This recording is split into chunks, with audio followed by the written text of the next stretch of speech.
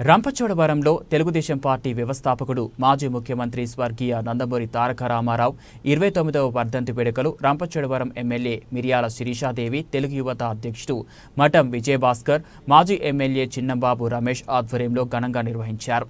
ముందుగా ఎమ్మెల్యే మిర్యాల శిరీషాదేవి రంపచోడవరంలోని అంబేద్కర్ సెంటర్ నందు ఉన్న నందమూరి తారక రామారావు విగ్రహానికి పూలమాలలు వేసి నివాళులర్పించారు. ఈ సందర్భంగా ఎమ్మెల్యే మాట్లాడుతూ తెలుగు ప్రజల హృదయాల్లో చిరస్థానం సంపాదించుకున్న గొప్ప నాయకుడు అన్న ఎన్టీ రామారావు అని, ఆయన తెలుగు ప్రజలకు అనేక సేవలు అందించారని, ఆయన సేవలు మరవరానివని కొనియాడారు. పేద ప్రజలకు ఎన్టీఆర్ కాలనీల ద్వారా గృహాలు మంజూరు చేసిన గొప్ప వ్యక్తి అని అన్నారు. నిరుపేదలకు కిలో బియ్యం 2 రూపాయలకే అందించిన గొప్ప వ్యక్తి అన్నారు. అనంతరం ప్రభుత్వ ఆసుపత్రికి చేరుకొని అక్కడ చికిత్స పొందుతున్న రోగులకు పండ్లు, బ్రెడ్లు పంపిణీ చేశారు. ఈ కార్యక్రమంలో తెలుగుదేశం పార్టీ సీనియర్ నాయకులు, జనసేన పార్టీ మండల నాయకులు, బీజేపీ మండల నాయకులు, 3 పార్టీల కార్యకర్తలు పాల్గొన్నారు. సార్వభౌమ శ్రీ నందమూరి తారక రామారావు గారికి 29వ వర్ధంతి సందర్భంగా ఇవే మా యొక్క ఘన నివాళులండి. ఈయన ఒక రాజకీయ నాయకుడుగాను, అదేవిధంగా ఒక కథానాయకుడిగా మనందరికీ కూడా తెలుసు. ఒక కథానాయకుడిగా ఎన్నో పాత్రలు పోషించి ఎన్నో వేషాలలో అలా ఇమిడిపోయేటువంటి వ్యక్తి.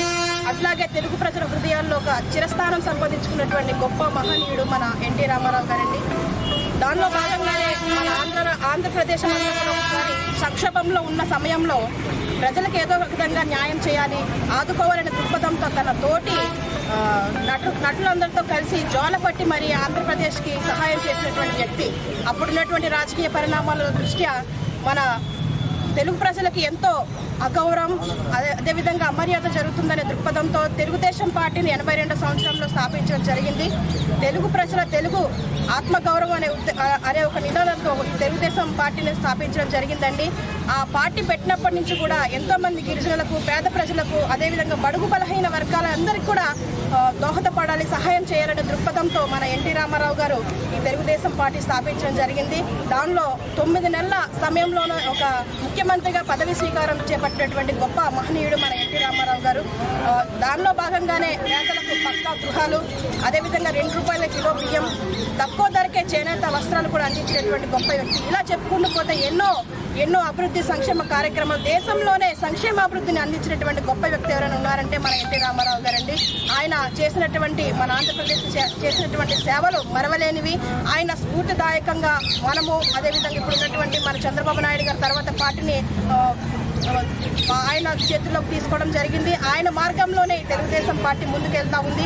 ఆయన శిష్యులుగా మనము, మనందరం, ప్రజలందరూ కూడా ఆయన చేసినటువంటి సేవలు మరవలేము. ఎప్పటికీ మన తెలుగు వారి హృదయాల్లో ఆయన చేసినటువంటి గొప్ప కార్యక్రమాలు, గొప్ప పనులు అన్నీ కూడా ఎప్పుడు కూడా మనందరికీ నిలిచే ఉంటాయి. మరొక విషయం చెప్పాలి, మన గిరిజన ప్రాంత ప్రజలు ఒక నిరుద్యోగులుగా ఉండిపోతున్నారు. చదువుకొని కూడా కనీసం ఉద్యోగాలు కూడా సంపాదించలేని పరిస్థితుల్లో ఉన్నారని గమనించి మన ఎన్టీ రామారావు గారు మన ప్రాంతానికి వచ్చి 10th పాస్ అయినా ఫెయిల్ అయినా కూడా అన్ట్రైన్ టీచర్గా వాళ్ళని నియమించి ఉద్యోగం ఇచ్చిన తర్వాత వారికి ట్రైనింగ్ ఇచ్చి ఆ యొక్క టీచర్ ఉద్యోగాలు కూడా ఇవ్వడం జరిగింది. తర్వాత కేవలం చిరుధాన్యాలు పండించేటువంటి మన గిరిజనులకి ఈ చీడుమావిడి తోటలు కూడా ఇచ్చి, మొక్కలు ఇచ్చి, అవి పెంచడానికి బియ్యం, రగ్గులు ఇచ్చి మరి ఆ తోటల ప్రోత్సాహానికి ఎంతగానో ప్రోత్సహించినటువంటి వ్యక్తి మన ఎన్టీ రామారావు గారు. ఆయన పెట్టినటువంటి భిక్ష ఈరోజు ఏ ప్రాంతానికి వెళ్ళినా సరే నా కొడుకు ఉద్యోగం చేస్తూ ఉన్నానంటే ఎన్టీ రామారావు గారి యొక్క దయ వల్లే. ఈ రోజు కడుపు నిండా మేము అన్నం తింటా ఉన్నామండి, ఈ చీడుమావిడి తోటలు, ఈ పిక్కలు అమ్ముకొని బ్రతుకుతా ఉన్నామని చెప్పినటువంటి రోజులు ఈ రోజు మన గిరిజనులు, మన ప్రాంత ప్రజలు, మన ఆంధ్రప్రదేశ్ ప్రజలందరూ కూడా చెప్పుకున్నటువంటి పరిస్థితులు. ఈ సందర్భంగా ఆయన చేసినటువంటి సేవలు స్మరించుకుంటూ ఆయనకు ఇవే మా యొక్క ఘన నివాళులు తెలియజేస్తా ఉన్నాం.